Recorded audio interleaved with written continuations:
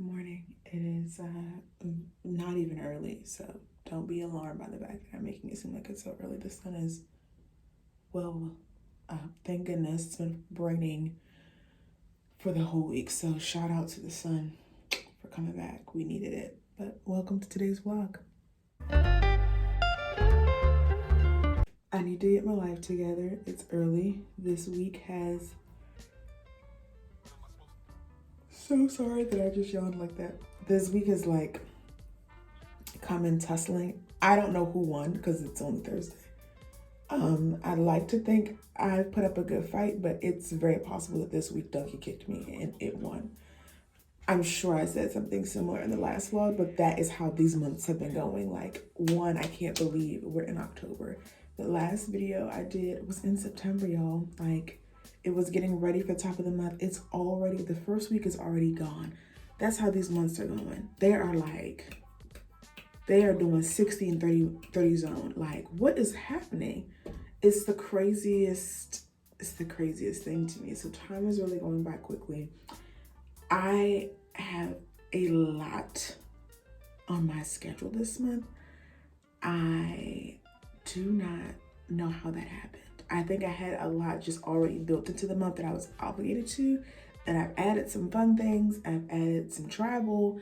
I've added some time with my family, and I have a housewarming coming up because I did recently move. So I'm excited about that my sister's planning for me, but still, that means this month is full, y'all. Like, even with the housewarming being virtual, I still want to, of course, plan, get it together. I don't like just like having people sit on a Zoom and be like bored out of their mind. In addition to cleaning up to prep for the trip because it is very quickly approaching, and I just think one of my rule of thumbs growing up is you got to come back to a clean house. So I need to make sure that is tight. I like to get ahead of it now so that way I'm not like waiting to the last minute to get that done, but that is where I'm at with that. I've started also laying out like my outfits and packing a bit. Making like a packing list. I am using a carry-on. I'm very proud of myself because I've gotten pretty much everything I need into a carry-on, but I'm not a carry-on gal. I'm not a carry-on gal typically. Typically, I check the bag. This time, because we will be international and we're checking through an airport, we don't have a direct flight, I would just really like to, if possible, bring my bag on board instead of checking it this time and use a carry-on. So I have done everything possible to prepare myself to have a carry-on, everything within my power, praying to God I have no hiccups and that I can carry on without issue. Because sometimes, girl, you be ready with your carry-on and they be like, oh, we're at capacity, because everybody's on that energy now. So I have just prayed about it. I have prayed. I have made a plan. I have done my best to prepare, and now I gotta like release it. I get anxious about a lot now. That's one of my like adult challenges that I deal with. So I just have to remind myself like, okay, it's good. Like, it is what it is. Like, don't try to go into the worst case scenario mode and think something bad is gonna happen that hasn't even happened. Calm yourself down. We've made a plan. We've prepared. We've made a list. We've made a checklist. You know, we've communicated our itinerary. We've done whatever we can to be proactive. We have friends that we're meeting when we do get to travel, so that are and have been living in the area for like 2 years. So that will be helpful. We'll be with somewhat of a local vibe because they've been there so long. That will definitely help. But even still, just getting to them, that initial part, you know, it's kind of on us to be on. And just want to be alert. I like to always wash my clothes before I leave. So I'm going to be doing, of course, some more laundry today. Girl, I do try to do laundry every week because that way at least when I wash, it's small loads instead of big ones. But that is what I'm doing today. And then just finalizing stuff because we have a very, very early flight. This is probably the earliest flight I've had in my adult life. Let me set you guys down so I can make my bed and keep working. This flight is really early, and I hear my sister who's traveling with me, who was like, well, we can't sleep on the flight. It will be fine. Will it be fine? Girl, I am not a morning person, y'all, at all. So that's what I'm probably praying the hardest about, is that I don't oversleep and I make it to the airport, because it is departing at 5 a.m. That's how early. So of course, since it's an international flight, you got to be there early, you got to be there earlier. So I'm not looking forward to, in a couple of weeks, when we have a 3 a.m. flight time. 2 a.m. See, this is why I'm nervous.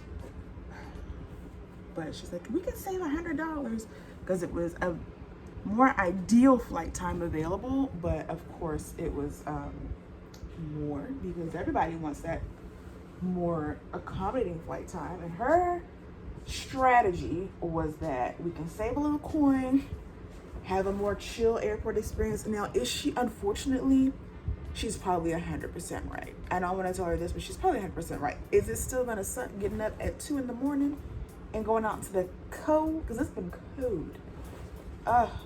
Yes, it's going to. Will it probably be a good payoff? Probably, but it's not gonna make it not suck any less. So her strategy is like, we should just stay up and not even try to sleep at night, which is fair, because sometimes I don't get to bed till midnight anyway. It's a terrible habit. I'm trying to break it. So I'm like, maybe you're right. Maybe we could just stay up, get dressed, stay up, and not even go to sleep. And she's like, then you'll be really tired and get on the plane. So that's fair. I think I might do that. I don't know yet though, but that's where I'm at. And I feel like international travel, like post-pandemic, I don't know. Like, it just hits differently than pre-pandemic. I feel like pre-pandemic, I was like stress-free and didn't know any better. But like post-pandemic, you just have a little more anxiety, in my opinion, even like keeping up with logistics, because I love that, like, Americans are like, the pandemic is over, we're done. Yeah, there's plenty of other places when you start traveling that act like, girl, where is your mask? Because you want to come here, you need to have one on, you need to have your COVID check-in, you need to have your vaccine records. Like, that's how a lot of other countries operate. So it just reminds me, like, okay, there's a lot of logistics to work through. In fact, I need to do like a pre-check sign-on now. Like, I saved the link. I think we're close enough where I can start working on it now to like log in us as travelers and have our like QR code ready. But that stuff's like important, and I think travel already had like a bit of a nerve-wracking element to it, but those additional factors now, they definitely just add another layer to it that I feel like makes you more anxious than it did before. And again, I'm already somebody that deals with struggling with anxiety, so that's just always in the back of my mind. But I'm very excited as well. This has been a spot on my travel list. I literally have a travel board, so it's really cool to be knocking this destination off of my like travel wish list type of thing. That's really, really cool to be able to do that, and to be able to do it with some friends. So I'm trying to focus on that part of it instead of the nerve-wracking things. Like, that just is what it is. I'm gonna have a measure of nerves, but that's okay. So I'm gonna try to get through all the things I have to do today, you guys. I feel like I've only told y'all maybe a couple of them, and bring you guys along with me. It's, again, probably gonna be a fairly boring vlog, but I will do my best to vlog while I travel, so that I can share that experience with y'all and come back with at least a fun I'm outside vlog. Because I know y'all like, girl, do you ever leave the house? I promise I do. So I'm gonna do my best,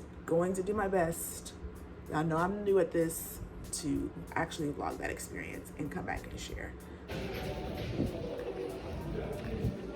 Okay, one task done. Just made my return to the H&M. So one task done. Unfortunately, while I was in the H&M, I saw a coat that I love, so I'll probably end up buying that online. Yeah, that's the only bad part. That's the only tricky part about doing in-store returns. I sometimes end up seeing stuff, and I was able to try it on in store, and I really like it. It's a really nice like coat for the winter, but like a dress coat. So I feel like I have a down coat for like snow and stuff.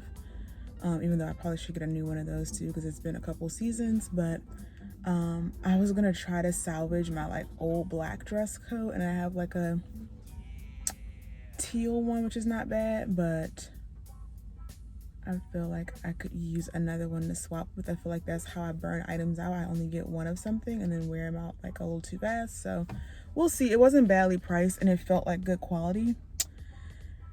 But yeah, at least that is one task done off my list. Sadly, my second order comes today. So if anything from that doesn't work, I like to always bring it back like right away so I don't forget. I think honestly though, everything in that second batch sadly is gonna work, so I won't actually have any returns. There's that part. So definitely kind of think the everything else will probably fit. I'm currently in the process of trying to both rebuild myself and my wardrobe. Fun fact about me, so far so good, not bad, but it is indeed a process. And I did just move, so I'm also trying to still finish my space. And my biggest adult life lesson that I keep getting reminded of is just patience. Like I can't do everything in a day. Like I can't, spend at just endlessly and to the discretion of other more important things. So I have to budget myself. I have to do it slowly and just like be strategic. But this time I'm trying to really be strategic with my wardrobe. And my biggest thing of why I immediately do returns is because I have a very bad habit of keeping something that just was like, I put on and I'm like, oh, that was okay. And then I'm like, yeah, it's okay, I can make it work. But I don't love it. I don't feel amazing in it, but I don't feel bad either. It's just very in between. Those items inevitably end up sitting in my closet with a tag on, and now I can't take it back, and that's just lost money. I'm not made of money, so I'm trying to get much better at, if I don't love it, really, really love it right away, and I can't find multiple ways to utilize it and incorporate it into multiple outfits for multiple purposes, because I have a lot of different things, avenues in my life where I have to show up and I have to look a certain way and be presentable. If I can't use it for social, if I can't use it for meetings, if I can't use it for work, if I can't use it for a conference call, if I can't use it for multiple things and I don't feel amazing in it, take it back. It's really sticking to that. So that's been my rule of thumb. Got that done, and now I need to get back to review the notes on the content I made. And then I also should eat something because it is actually 12 o'clock and I have not even water. Help Jordan. Oh my God. What if we bring in a company to help you? Really? Yeah, there's one that I know of. They did Jennifer Lopez's babies.